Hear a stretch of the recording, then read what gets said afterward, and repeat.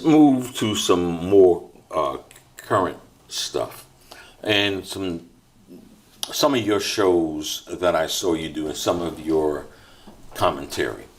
One stood out, many stood out. Let me go to one here.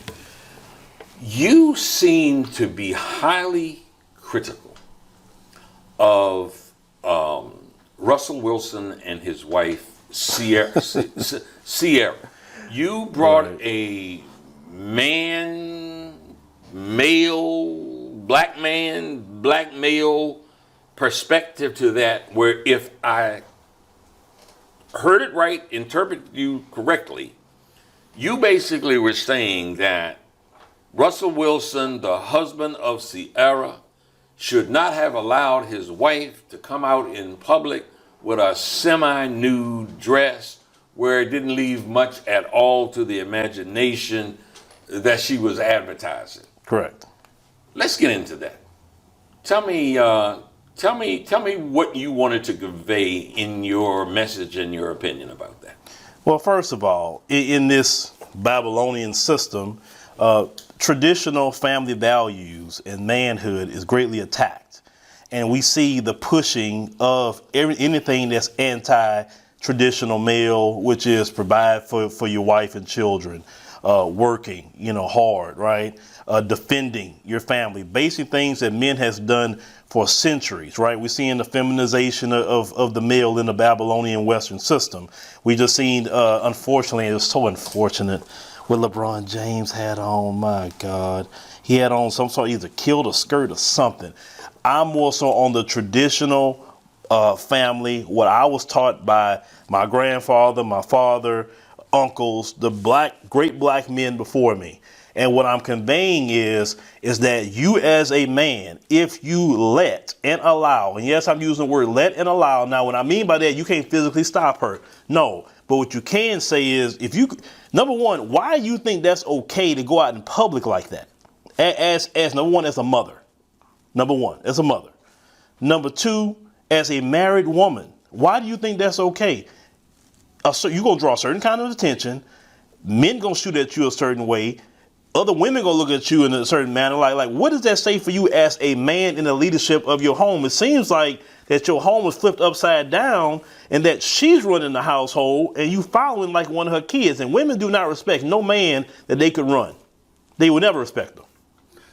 So then that probably gets to the core of what might be a controversy where people might push back. Mm-hmm. And that would be that, what the hell do you mean, as you said, let?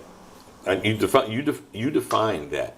But there seems to be a hierarchy there that you are alluding to, that the man should be in control of the house as opposed to the man and the woman being equal partners. Men should lead their household. Men have been leading their households for centuries. Let's go back to the black community. When the black man was the head of the household, notice how our family stayed together. The divorce rate isn't what it was. The single parent rate is over 80%. Flip over to when the crack epidemic came in, a lot of black men was taken out of the household, mass incarceration. Now we have a single parent led household, more of a matriarchy. And look at the difference with our families and children now without the protection and leadership of the black man. Only in our community that we are demonized for saying that the black man should lead their household. And leadership doesn't mean abusing nobody. It doesn't mean dishonor, because you look at the way leadership is meaning, it's like you honor your wife, you honor your children, you provide, you protect. And part of protecting your wife is saying, hey, baby, don't wear that, because you're trying to protect her. It's like, why are black men in particular demonized for saying that they need to lead their household? Man, I wish I could recall it verbatim, but I can't. But someone on Facebook responded to something either that I wrote or I just saw it in somebody else's, where a lady, in a very articulate manner, saying, I don't want to be demeaned by someone telling me that they need to protect me. This was a black woman. This was a black woman. I don't want to be subjugated to that position. And you say what? Then to stay single, stay by yourself, and then you can do whatever you want to do. Men, it's in us to be traditional family values. I tell men, when a woman feel that way, it's her right, it's her prerogative, but that is the modern woman speaking. That is not a traditional woman. It's totally different. Traditional women want to have that. They want the protection of their husbands. They want to rest in their femininity. They want to say, if I want to stay home and raise my kids, my man got it.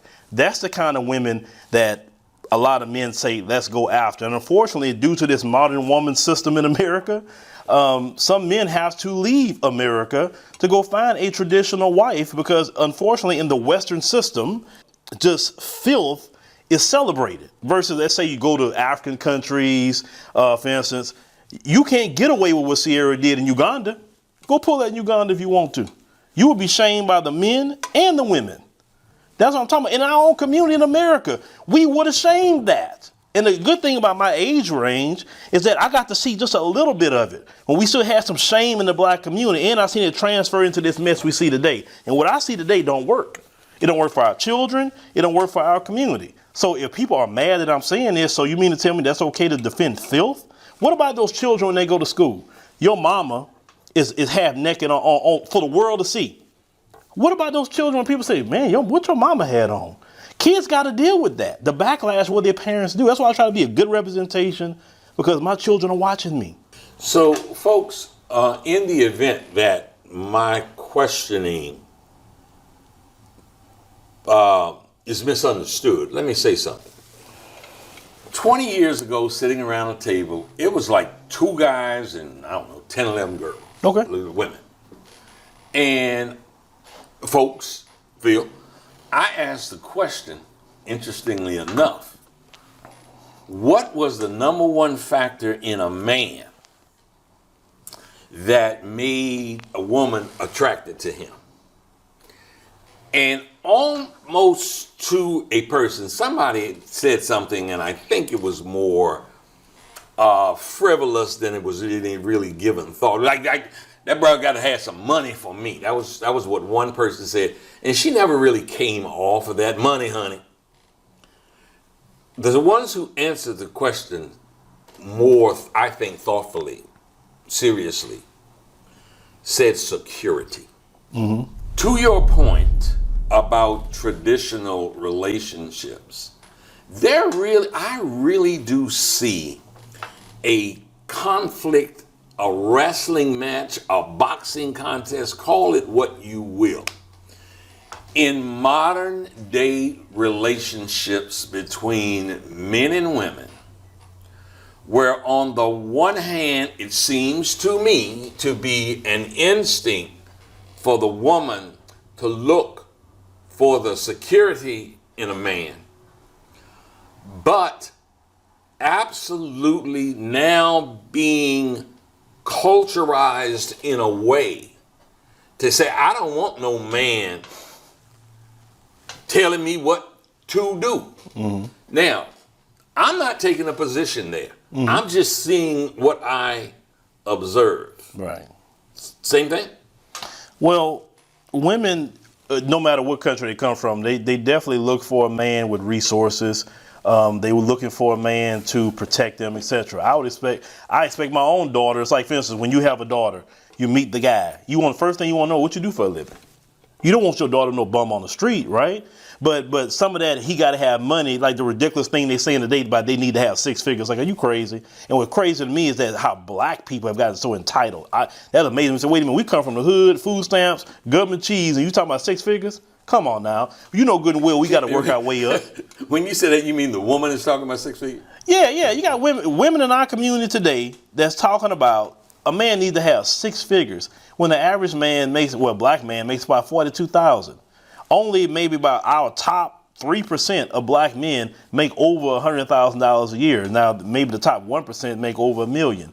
So you're going to cut down the majority of men. And who's to say 1 year you could be at 42,000, the next year you could be at $500,000. Next year you can be at $2 million. It's a process.